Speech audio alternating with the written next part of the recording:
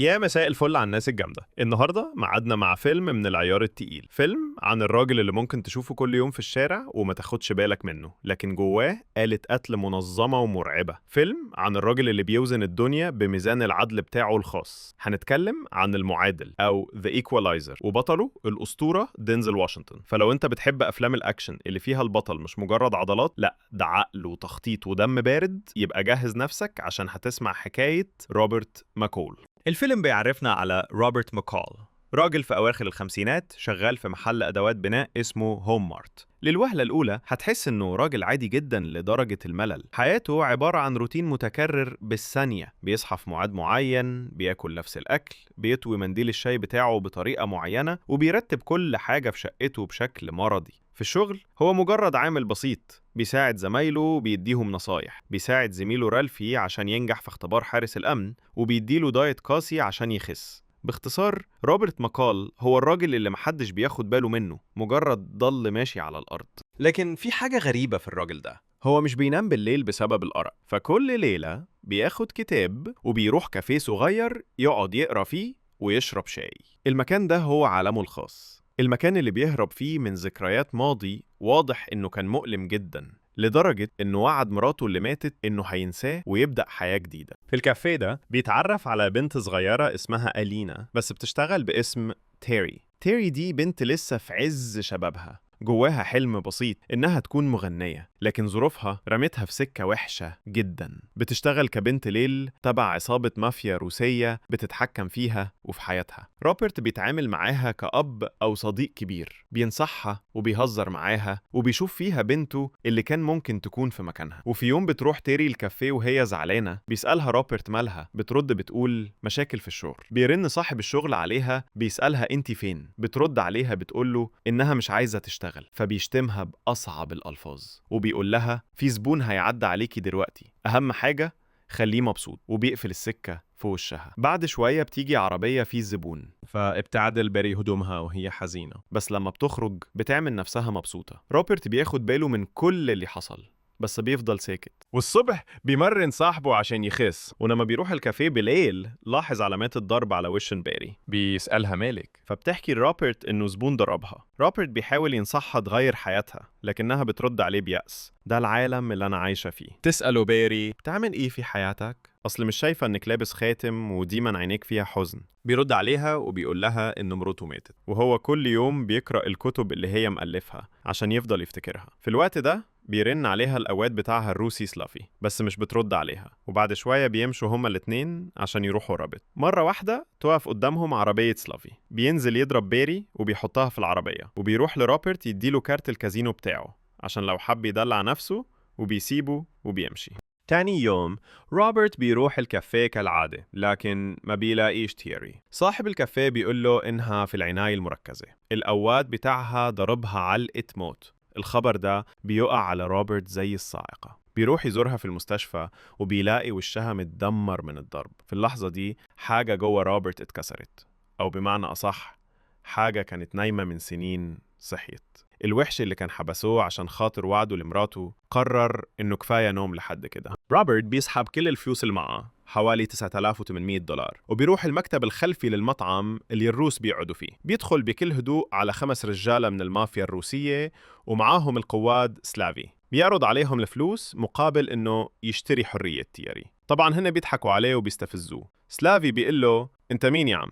أبوها؟ روبرت بيرد بهدوء مرعب وهو بيبص في ساعته الرقمية وبيظبط الستوب واتش. أنا حديكم فرصة عشان تعملوا الصح. الروس بيتمادوا في السخرية منه، وسلافي بيرفض العرض وبيقول له خد فلوسك وامشي بدل ما تموت. روبرت بيقفل الباب بهدوء وبيقول لهم ما تبقاش زعلان. وفجأة في أقل من 30 ثانية روبرت بيتحول لآلة قتل، بيستخدم كل حاجة موجودة في الأوضة كسلاح، صينية، كوبايات، سكاكين. بيقتل ال5 رجالة بطرق تخلي إبليس نفسه ياخد عنده كورس. بيخلص عليهم كلهم وبيخرج من غير خدش واحد وكأنه شيئا لم يكن. المشهد ده كان بمثابة إعلان بيقول للعالم السفلي أنا رجعت. في موسكو زعيم المافيا الكبير فلاديمير بوشكين بيعرف باللي حصل لرجالته.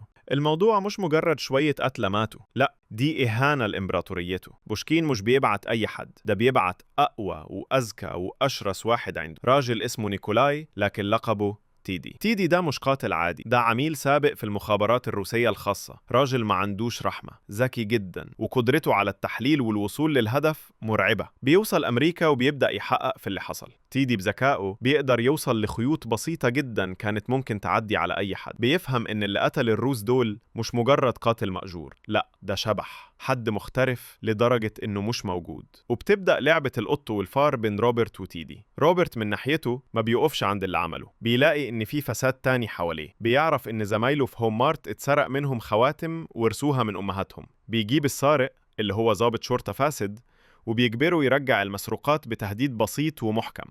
بيصوروا فيديو وهو بيعترف بجرامة وبيهددوا إنه هينشره لو مرجعش الحاجة. تيدي بيبدأ يضيق الخناق، بيستخدم نفوذه وعلاقاته في الشرطة الفاسدة عشان يعرف مين هو روبرت ماكال. بيوصل لزمايله في الشغل وبيوصل للكافيه وبيفهم إنه قدام خصم مش سهل أبداً. في واحد من أقوى مشاهد الفيلم، روبرت بيروح لتيدي بنفسه، بيقابله في المطعم اللي تيدي قاعد فيه. روبرت بيدخل بكل ثقة، بيقعد قدامه وبيحط جهاز تسجيل صغير على الترابيزة. بيقول له بهدوء: أنا عارف أنت مين، وعارف بوشكين بعتك ليه. قول لسيدك يبعد عن المدينة دي، ولو رفض أنا هاجي أقضي عليه وعلى إمبراطوريته كلها. تيدي بيتصدم من جرأة روبرت وبيحاول يهدده ويخوفه، لكن روبرت مش بيهتز. بيمشي وبيسيب تيدي في حيرة ورعب من الراجل الغامض ده. وهنا بنكتشف هوية روبرت الحقيقية. زميلته القديمة في المخابرات سوزان بلامر بتزوره وبتقوله إنه كان أفضل عميل عمليات خاصة في تاريخ الوكالة، وإنه زيف موته عشان يهرب من العالم ده ويعيش حياة هادية. لكن دلوقتي هو رجع تاني. تيدي بيقرر يصعد اللعبة، بيهدد كل الناس اللي روبرت بيحبهم، بيخطف زميله رالفي وبياخده كرهينة في هوم مارت بالليل، وبيجبر كل العمال يكونوا موجودين. بيبعت لروبرت رسالة واضحة: تعالى لوحدك وإلا هنقتلهم كلهم. روبرت ما بيضيعش وقت، بيوصل هوم مارت بالليل والمكان متحاصر برجالة تيدي المدججين بالسلاح. لكن روبرت مش بيتعامل معاهم كأسلحتهم، هو بيتعامل معاهم كأهداف في ملعبه. هو حافظ المحل ده زي كف إيده، عارف كل ممر، كل رف، كل أداة ممكن تتحول لسلاح فتاك. بيقطع الكهرباء عن المحل وبتبدأ سيمفونية الرعب. بيستخدم المكان لصالحه، بيحول محل أدوات البناء لمصيادة موت. بيقتل واحد بسلك شائك، والتاني بمثقاب كهربائي، والتالت بمايكروويف بيفجره. بيتحرك في الضلمة زي الشبح، بيظهر ويختفي، وبيصطاد رجالة تيدي واحد ورا التاني بطرق مبتكرة ومرعبة. المواجهة الأخيرة بتكون بينه وبين تيدي، خناقة عنيفة وذكية. تيدي بيحاول يغلبه بقوته، لكن روبرت بيستخدم ذكائه وخبرته. في النهاية روبرت بيمسك مسدس المسامير وبيثبت تيدي في الحيطة بكمية مسامير تخليه شبه لوحة فنية دموية. وهو بيموت روبرت بيقوله: انت ما كانش المفروض تيجي هنا. بعد ما بيخلص على كل العصابة بينقذ زمايله وبيروح موسكو. بيوصل لقصر بوشكين نفسه وبيعملوا مصيدة كهربائية مبتكرة بتقضي عليه هو وكل حراسه، وبكده بيكون عادل الدنيا ومحى إمبراطورية الشر دي من على وش الأرض.